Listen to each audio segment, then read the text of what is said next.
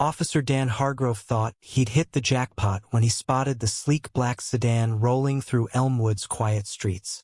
Another chance to keep the neighborhood safe, he smirked, already picturing the fear in some poor driver's eyes. The flashing lights of his patrol car sliced through the dusk as he pulled over the car. His chest puffed with the kind of arrogance only a badge could inflate. He didn't know it yet, but tonight's stop would unravel everything he thought he controlled. Marlene Carter gripped the steering wheel, her knuckles tight, her heart pounding not from fear but from a weary rage. At 46, she'd buried her husband, raised a son, and built a life despite the world's sharp edges. Elmwood was supposed to be her sanctuary, a place where her family could breathe free after years of struggle. But here she was, pulled over again, the third time this month, for nothing more than driving while black. She glanced at the rearview mirror, catching the silhouette of her son, Jamal, in the back seat. His crisp Air Force uniform, adorned with medals, seemed to glow faintly in the dim light. "Stay calm, baby," she whispered, though the words were as much for herself as for him. Hargrove swaggered to the driver's window, his flashlight blinding Marlene as he barked, "License and registration. Now." His tone dripped with disdain, the kind that didn't bother hiding its prejudice. Marlene complied, her movements deliberate, her eyes locked on his. She knew the Delaney sudden move could escalate this into something deadly. Hargrove snatched the documents, barely glancing at them before tossing them onto his patrol car's hood. "Step out of the vehicle," he ordered, his voice sharp, almost eager. Marlene's jaw tightened. "Why? What's the reason for this stop, officer?" Her voice was steady, but the question hung like a challenge. Hargrove's smirk faltered for a split second before he doubled down. "I don't need a reason. Now." He stepped closer, his hand resting on his holster, a silent threat. Marlene's pulse quickened, not for herself but for Jamal, who she knew was watching, calculating, his military training keeping him poised but ready. In the back seat, Jamal Carter, 25, felt the familiar burn of injustice. A decorated intelligence officer, he'd faced danger in war zones, analyzed threats that could topple nations, and earned respect from generals. Yet here, in his hometown, he was just another black man in a cop's crosshairs. He'd wanted to surprise his mother with a visit home, to lift her spirits after another lonely anniversary without his father. Instead, he was witnessing her humiliation. His hand twitched toward the door handle, but he waited, knowing timing was everything. Hargrove's search of the car was a performance, not an investigation. He yanked open the glove box, scattering papers, insurance documents, a photo of Marlene and her late husband, a grocery list onto the pavement. "What's this?" he sneered, holding up a crumpled receipt as if it were evidence of a crime. Marlene stood by the car, her arms crossed, her silence a shield. "You people always have something to hide," Hargrove muttered, loud enough for her to hear. The words landed like a slap, but Marlene didn't flinch. She'd heard worse. The tension thickened as Hargrove's radio crackled with static, ignored in his zeal to dominate the scene. He turned to Marlene, his voice low and menacing. "You think you're smart, don't you? Driving around here like you own the place." The here was Elmwood, a mostly white suburb where Marlene's presence, to Hargrove, was an intrusion. She met his gaze, her eyes blazing. "I live here, officer. I pay taxes. I belong here." Hargrove laughed, a cold, hollow sound. "Belong? That's rich." He stepped closer, invading her space, his breath hot with contempt. "Let's see how tough you are at the station." He reached for her arm, his grip tight, and that was the moment Jamal had been waiting for. The car door swung open with a sharp creak, and Jamal stepped out, his 6 feet 2 inches frame filling the space, his uniform a stark contrast to the chaos. "Take your hands off my mother," Jamal said, his voice calm but laced with steel. Hargrove froze, his hand still on Marlene's arm, his eyes darting to the young man. The metals on Jamal's chest caught the patrol car's lights, glinting like a warning. Hargrove's smirk vanished as he registered the Air Force insignia, the ribbons, the unmistakable air of authority. "Who the hell are you?" he snapped, but his voice betrayed a flicker of unease. "Captain Jamal Carter, United States Air Force, Intelligence Division," Jamal replied, his tone clipped, each word a blade. "And you're assaulting a civilian without cause. Release her. Now." The command wasn't loud, but it carried the weight of someone used to being obeyed. Marlene's eyes softened with pride, though her stance remained rigid, ready for whatever came next. Hargrove's face flushed red, a mix of anger and embarrassment. He let go of Marlene, stepping back, but his hand hovered near his gun. "You don't tell me how to do my job, boy," he spat, the slur barely veiled. Jamal didn't blink. "I'm not your boy. I'm an officer who's served this country while you play power games on a back road. Step away from my mother." The standoff was electric, the air thick with the promise of violence. Hargrove's radio crackled again, this time with a dispatcher's voice calling his unit number. But he ignored it, his pride wounded, his control slipping. He pointed at Jamal, his finger trembling. "You think that uniform makes you untouchable? I'll have you both in cuffs before." "Before what?" Jamal cut him off, stepping forward, his presence overwhelming. "Before you explain why you've violated protocol, harassed a grieving widow, and disrespected a decorated officer? Try me." His words were a gauntlet, thrown with precision. Marlene watched, her heart swelling with both fear and fierce love for her son, who'd grown into a man who could face down giants. Hargrove's eyes darted between mother and son, his confidence eroding. He'd miscalculated, expecting compliance, fear, submission. Instead, he faced defiance, backed by credentials he couldn't dismiss. The scattered papers on the ground, the flashing lights, the weight of his own actions it all closed in. "This isn't over," he growled, retreating to his patrol car, but his voice lacked conviction. As Hargrove fumbled with his radio, Jamal knelt to gather the papers, his movements calm, deliberate. "You okay, Mom?" he asked softly, his eyes searching hers. Marlene nodded, her throat tight. "I'm okay, baby. Because of you." She touched his shoulder, a silent thank you for standing tall when the world tried to cut them down. But the night wasn't done with them yet. Hargrove, now on his radio, was calling for backup, his voice low but urgent. "I've got a situation here. Need assistance." The words sent a chill through Marlene. She knew how these situations could spiral, especially when a cop's ego was bruised. Jamal stood, his jaw set, ready for the next move. He'd faced worse odds overseas, but this was personal. This was home. The distant wail of sirens signaled the arrival of more officers, and with them, the stakes climbed higher.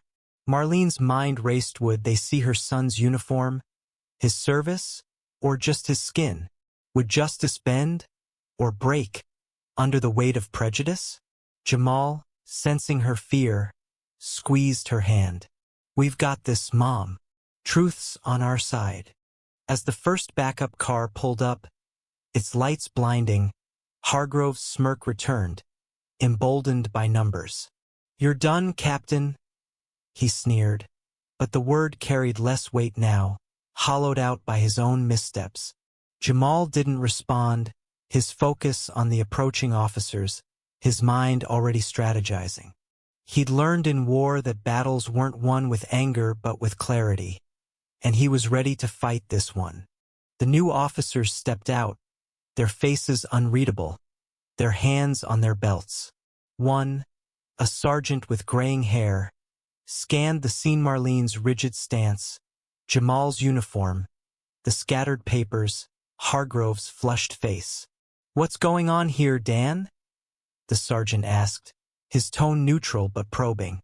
Hargrove launched into a tirade, painting Marlene as uncooperative, Jamal as a threat, but his words stumbled, betraying his unease. Jamal seized the moment. "Sergeant, I'm Captain Jamal Carter, Air Force Intelligence. This officer stopped my mother without cause, conducted an illegal search, and physically intimidated her. I have his badge number and will be filing a formal complaint." His voice was steady, authoritative, cutting through Hargrove's bluster like a knife. The sergeant's eyes narrowed, flicking to Hargrove, then back to Jamal. "Is that so?" he said, his tone shifting, a hint of skepticism aimed at his colleague. Marlene felt a spark of hope, fragile but real. The other officers exchanged glances, sensing the tide turning. Hargrove's backup wasn't rallying to his side as he'd expected. "Captain Carter," the sergeant continued, "can you provide identification?" Jamal nodded, producing his military ID with a calm that belied the tension. The sergeant examined it, his expression softening as he noted the rank, the commendations. "Decorated officer," he muttered almost to himself before handing it back. "Ma'am," he said to Marlene, "I apologize for the inconvenience. We'll need to take a statement." Hargrove's face twisted with disbelief. "You're taking their side?"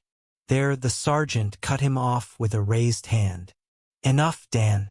Get in your car. We'll handle this." The order was final, and Hargrove's shoulders slumped, his authority crumbling. He stalked to his patrol car, slamming the door, but the gesture felt impotent, a tantrum rather than a threat. Marlene exhaled, the weight of the moment easing slightly. She looked at her son, who stood like a sentinel, his presence a testament to resilience. "You did that," she said, her voice low, meant only for him. Jamal shook his head. "We did that, Mom. Always will." The sergeant took their statements, his demeanor professional, though his occasional glances at Hargrove suggested this wasn't the first time he'd cleaned up his mess. The other officers dispersed, their initial wariness replaced by a grudging respect for Jamal, whose composure had shifted the narrative. The scattered papers were returned, the scene quieting as the sirens faded. But Marlene knew this victory was only the first step. Hargrove's prejudice wasn't unique. It was a symptom, and she'd seen its cost too many times: her husband's weary sighs, her son's guarded eyes, her own sleepless nights. Filing a complaint was necessary, but it wouldn't erase the system that emboldened men like Hargrove. She glanced at Jamal, who was watching the patrol cars pull away, his expression unreadable. "What now?" she asked, her voice steady now, ready for the long fight. Jamal turned to her, a faint smile breaking through. "Now we make sure this matters. For Dad, for us, for everyone." His words carried a quiet vow, one born of love and defiance. Marlene nodded, her heart full grief, angry, but unbroken. As they drove home, the Elmwood streets no longer felt like a trap, but a battleground where they'd stood their ground. Hargrove's reckoning was coming, but theirs was a fight for something greater. A world where no mother, no son had to fear a flashing light, where no son had to prove his worth to breathe free. And in that fight they were undaunted. The Elmwood night settled into a deceptive calm as Marlene and Jamal drove home, the weight of the confrontation lingering like a storm that hadn't fully passed. Marlene's hands steadied on the wheel, but her mind churned with questions. Would Hargrove face real consequences, or would the system shield him as it had so many others? Jamal sat beside her now, his uniform slightly rumpled, his silence heavy with purpose. He was already planning their next steps, his training as an intelligence officer kicking in analyze, strategize, execute. Back at their modest two-story home, the living room glowed with the soft light of a single lamp. Photos lined the walls. Jamal's graduation from the Air Force Academy, Marlene and her late husband, David, laughing at a long-ago barbecue, a younger Jamal in a Little League uniform. Each image was a testament to a life built on love and resilience, but also a reminder of the battles they'd fought to claim their place. Marlene sank into the couch, exhaustion seeping into her bones. "We need to file that complaint tonight," she said, her voice firm despite the fatigue. Jamal nodded, pulling out his laptop. "Already drafting it. I'm including everything: his badge number, the illegal search, the physical intimidation. And I'm requesting body cam footage." His fingers moved swiftly, the clack of keys a quiet rebellion. "This isn't just about us, Mom. It's about every person he's done this to." Marlene watched her son, pride mingling with sorrow. He shouldn't have to fight these battles, not after serving his country, not in the town where he'd grown up. The complaint was meticulous, every detail corroborated by their statements to the sergeant. Jamal attached his military credentials, knowing they'd lend weight to their case, though it stung that his service was needed to validate their truth. As he hit send, the confirmation email felt like a small victory, but Marlene knew the real fight was just beginning. "They'll try to bury this," she warned. "Men like Hargrove don't go down easy." "Then we don't let them," Jamal replied, his eyes fierce. "I've got contacts in the Air Force JAG office. They owe me a favor. And there's a reporter at the Elmwood Gazette who's been sniffing around for police misconduct stories. We'll make noise." His plan was forming, a web of pressure points to ensure Hargrove couldn't slip away. Marlene felt a spark of hope, not just for justice but for change, however small. The next morning, Elmwood buzzed with whispers. News of the confrontation had spread, fueled by a grainy dashcam video leaked from Hargrove's patrol car. The footage, shared on X by an anonymous account, showed Hargrove's aggression the way he'd loomed over Marlene, the papers strewn across the pavement, Jamal's commanding presence in his uniform. The caption read, "Elmwood PD at it again. Is this who protects us?" Comments exploded, some decrying Hargrove's actions, others defending him with tired tropes about law and order. The video had 10,000 views by noon. Marlene avoided the online fray, but Jamal monitored it, noting the growing support from local activists and veterans groups.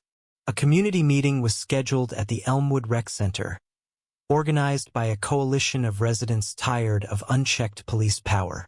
Marlene agreed to speak, though the thought of reliving the night made her stomach twist. "You don't have to do this alone," Jamal said, squeezing her hand. "I'll be right there." The rec center was packed, the air thick with tension and anticipation. Folding chairs creaked under the weight of neighbors, activists, and a few skeptical faces. A wooden podium stood at the front, a handwritten sign taped to it, "Justice for All." Marlene took a deep breath, her notes trembling slightly in her hand. Jamal stood beside her, his uniform a silent statement. The crowd hushed as she began. "My name is Marlene Carter," she said, her voice clear, cutting through the murmurs. "Last night, I was pulled over for no reason. My son, a decorated Air Force officer, was with me. We were treated like criminals in our own town." She recounted the stop, each detail sharp Hargrove's sneer, the scattered papers, the threat of cuffs. The crowd leaned in, some nodding, others whispering. "This isn't just my story," she continued. "It's the story of too many in Elmwood. We deserve better." Jamal spoke next, his voice steady but charged. I've served this country overseas, but last night, my service didn't matter to Officer Hargrove. My mother's dignity didn't matter. That's not policing, that's prejudice." He paused, letting the words sink in. "We're filing a formal complaint, and we're calling for accountability. Not just for us, but for everyone who's been silenced." The room erupted in applause, though a few hecklers shouted about backing the blue. The sergeant from the night before, now in plain clothes, watched from the back, his expression unreadable. Marlene noticed him, wondering if he'd be an ally or another obstacle. As the meeting ended, residents approached, sharing their own stories of harassment, their voices a chorus of frustration and resolve. A young woman handed Marlene a flyer for a protest outside the police station. "We're with you," she said, her eyes fierce. The protest, held 3 days later, drew hundreds. Signs bobbed above the crowd. "No justice, no peace, end racial profiling." Marlene and Jamal stood at the front, their presence a focal point. Local news crews filmed, their cameras capturing the sea of faces. Hargrove's name was chanted, a demand for his suspension. The police chief, a weary man named Ellison, issued a statement promising an investigation, but the crowd wasn't appeased. They'd heard promises before. Behind the scenes, Hargrove was unraveling. The leaked video had sparked an internal affairs probe, and his personnel file, obtained by the Gazette reporter, revealed a history of complaints, excessive force, racial slurs, all swept aside. Colleagues began to distance themselves, wary of being tainted by his actions.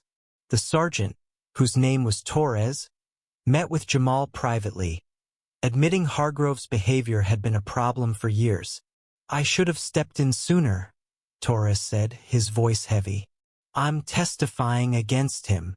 The investigation moved swiftly, fueled by public pressure and the undeniable evidence. Hargrove was suspended without pay, his badge stripped pending a hearing. But he didn't go quietly. In a desperate bid to save himself, he posted on X, claiming he was being lynched by a woke mob. The backlash was immediate, his account suspended, his words screenshotted as further proof of his bigotry. The post had one unintended effect.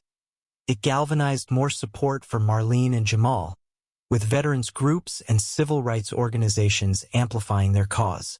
Marlene's phone buzzed with messages of support from strangers, invitations to speak at conferences, even an offer from a lawyer to sue the department. She and Jamal weighed the lawsuit carefully.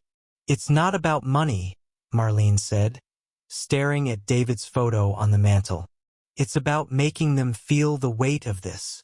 Jamal agreed, and they hired the lawyer, filing a federal suit alleging civil rights violations.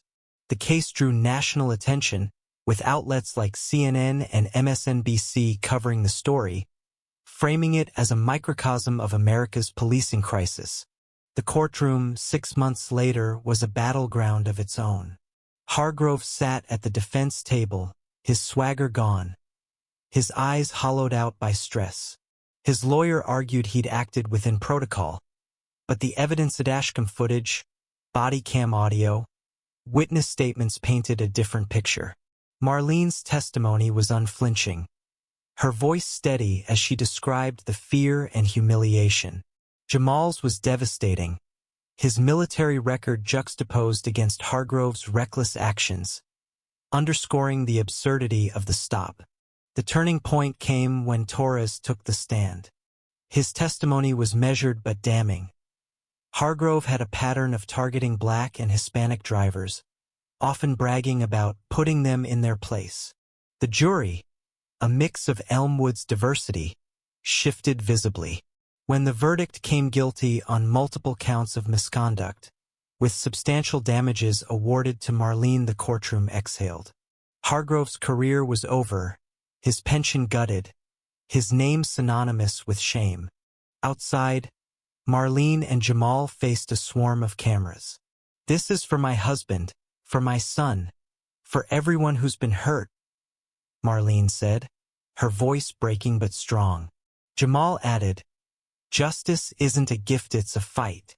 We won today, but the work continues. The crowd cheered, their signs now reading victory for Elmwood.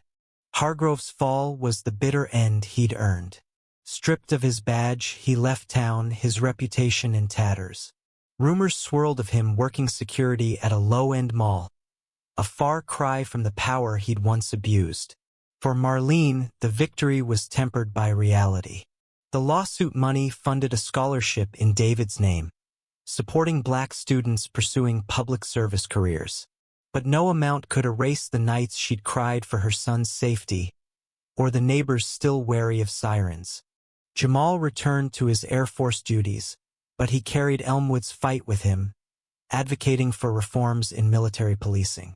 He and Marlene spoke at schools, sharing their story, urging young people to stand tall against injustice. The rec center became a hub for community organizing, its wooden podium a symbol of resistance.